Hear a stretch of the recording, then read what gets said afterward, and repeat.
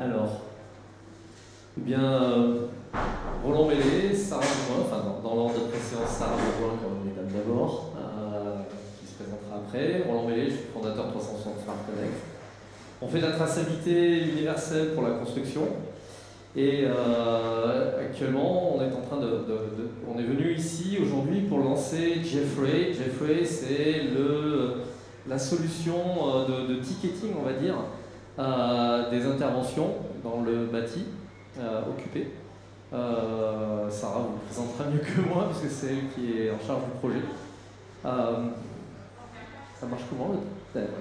Alors, je vous ai dit qu'on faisait de la traçabilité. La traçabilité, c'est quoi?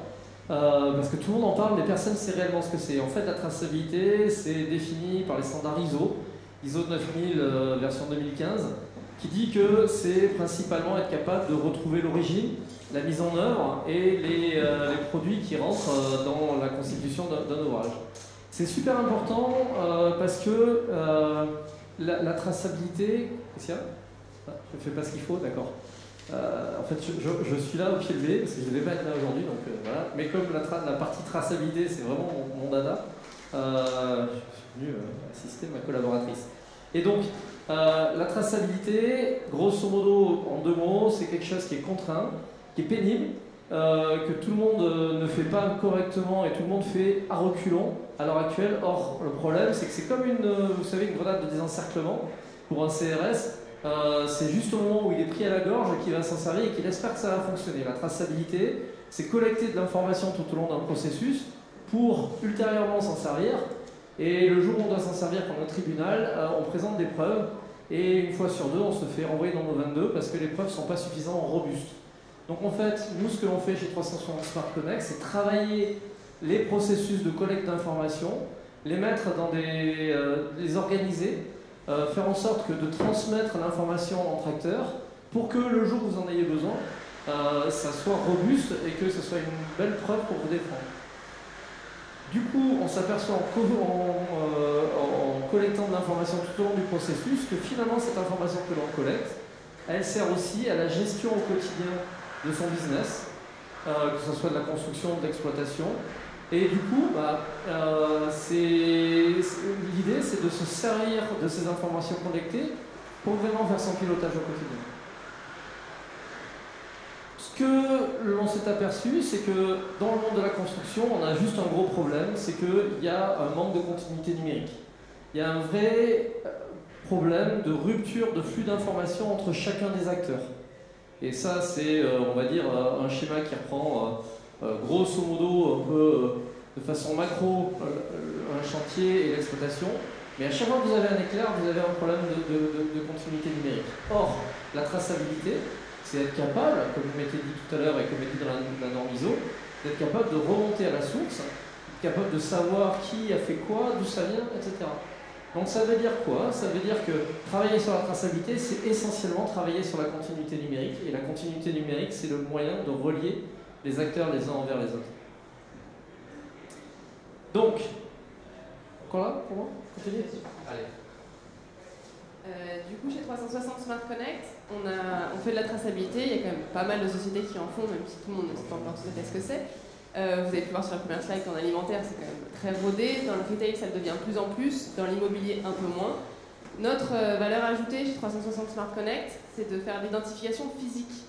C'est-à-dire qu'on n'est pas sur du 100% digital, c'est pas une application, on vient marquer les objets avec un marqueur physique. Et on le fait à la volée. C'est-à-dire qu'on ne vous demande pas de prendre une imprimante et d'être sur le terrain et d'imprimer votre étiquette, de la paramétrer et de l'imprimer et de la coller.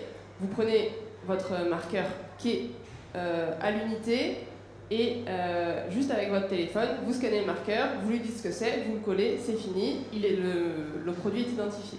Ensuite, il n'y a pas besoin de matériel spécifique. On n'a pas besoin d'une douchette, on n'a pas besoin d'équiper nos collaborateurs de quelque chose. Un simple smartphone suffit. Quel est l'intérêt? On passe d'un prestataire à un autre. On vous parlait de rupture de flux d'informations. Là, tout le monde peut avoir accès à la donnée. Et enfin, l'idée, c'est qu'au départ, on ne sait pas à qui on va s'adresser. Moi, je suis l'industriel qui fabrique un mur en préfa-béton. Je ne sais pas qui va exploiter le bâtiment à la fin. Or, peut-être que le plan de ferraillage va l'intéresser. On ne sait pas. C'est sur le à droite. Il manque un truc.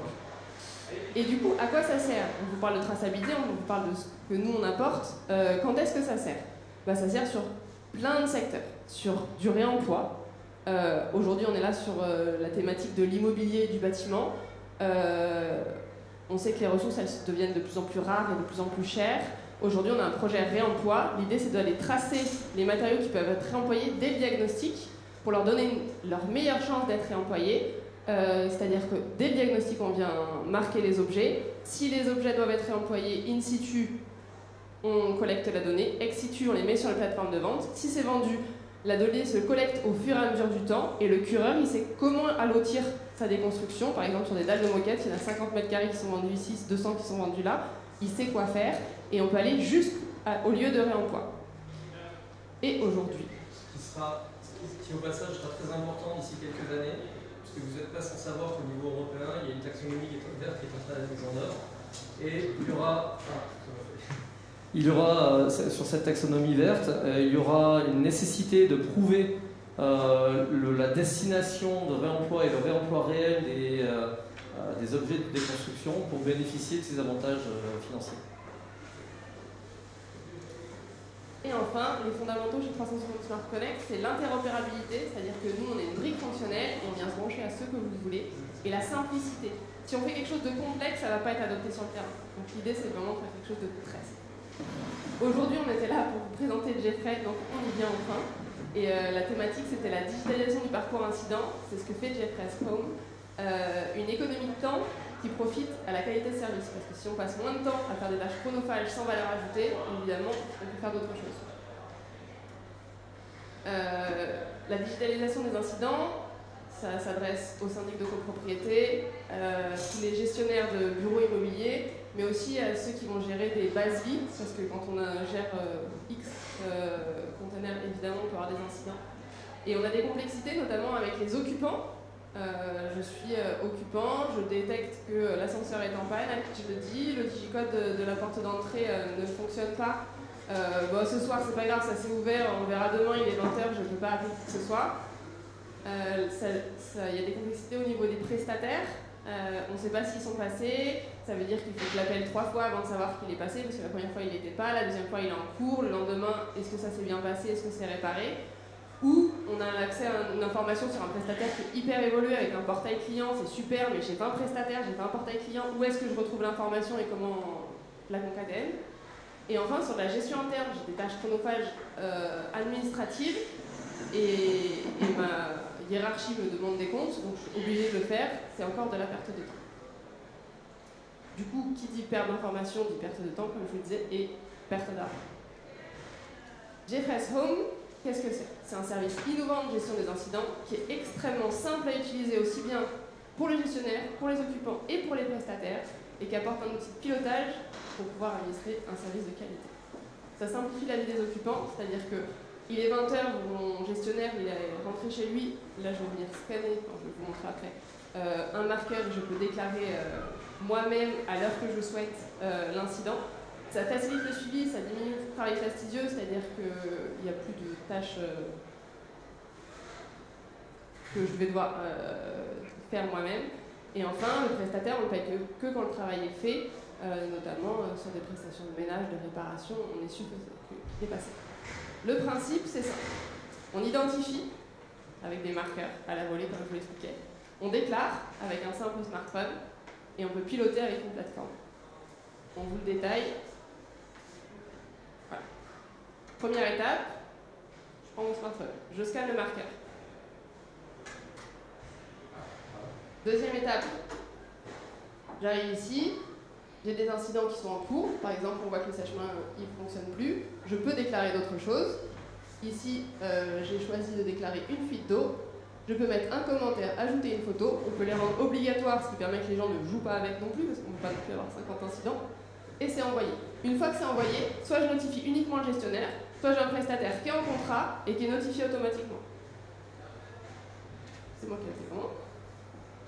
Je suis prestataire. J'ai reçu un mail qui me dit qu'il y a un incident qui est en cours. Je clique sur le bouton pour prendre en charge, je scanne le marqueur, ce qui veut dire que je suis sur place et je ne peux pas tricher. le compte à rebours démarre, je répare, je termine mon intervention, c'est terminé, et du coup, dans l'application, on a l'historique, et tout le monde est au courant que c'est fini, aussi bien le gestionnaire que l'occupant. Et on a la preuve, potentiellement avec photo à l'appui, que c'est bien résolu. Au bureau, on a des dashboards qui permettent d'avoir évidemment une vue centralisée de tous les incidents en cours sur l'ensemble de ces copropriétés, de ces bâtiments d'immeubles ou de bureaux. On a les statistiques par copropriété, par prestataire, etc. Pour conclure, Jeffress Home, ça permet une collecte d'informations indolore. Personne n'a à retaper quoi que ce soit, à envoyer des mails ou à rappeler quelqu'un. Ça permet de partager l'information entre tous les acteurs, de l'occupant au gestionnaire, au prestataire, qui permet d'économiser du temps et d'avoir du temps utile à faire des tâches à valeur ajoutée. Et donc ça offre aux clients un service de qualité supérieure, donc un gain de temps pour une meilleure qualité de service. Merci. Y a-t-il des questions? 4 minutes de questions. Attends. Est-ce que vous voulez essayer? On peut faire une démo. Ah oui, ça va bien. On peut faire une démo. Qui Il nous faut un cobaye. Quand on a un problème là, qui colle l'étiquette finalement? Alors sur le principe, c'est avec le syndic qui va pré-paramétrer. C'est ultra simple. Moi je suis syndic, j'ai prévu mon arborescence au bureau ou pas. Si j'ai prévu l'arborescence sur mon téléphone, je reviens en arrière.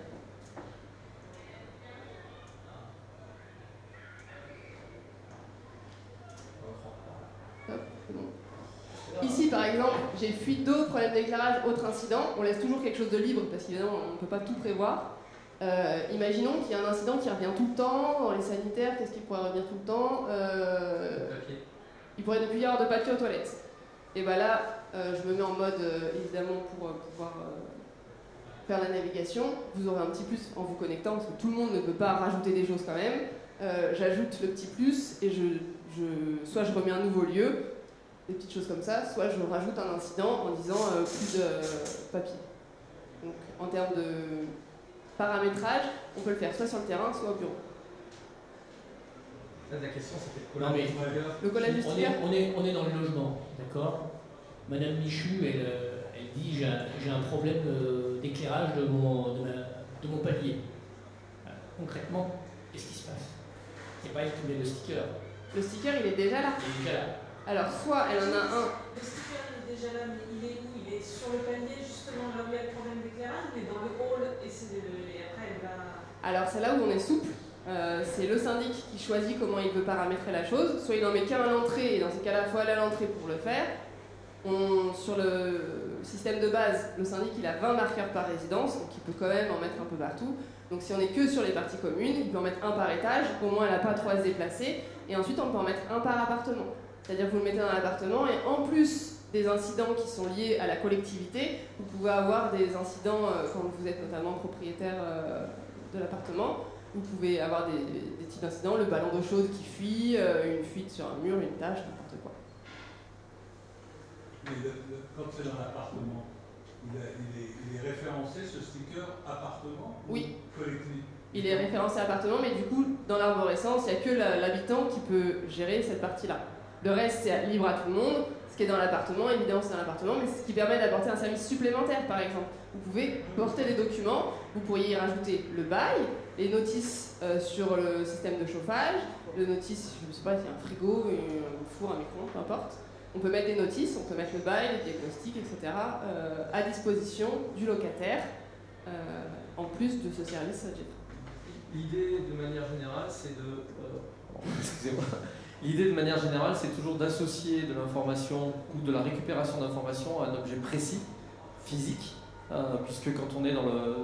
Il y a beaucoup de services digitaux, mais qui sont toujours déconnectés de la réalité et du coup sont difficiles d'accès. Là, l'avantage, c'est que vous avez juste un marqueur, un QR code ou un tag NFC comme celui-ci, et vous rentrez, vous touchez ou vous scannez et vous avez accès à l'information. La restriction d'accès étant gérée soit par des mots de passe, des codes et des droits, soit par la cellule dans laquelle ça se trouve. C'est-à-dire que un peu dans l'habitation, on est dans une cellule privée. Déjà, par les murs et les portes, il y a une certaine limitation qui se fait. Et donc du coup, on arrive à discerner ça, les informations, ce sera ça. Ok, merci. On peut dire tout dire. Merci.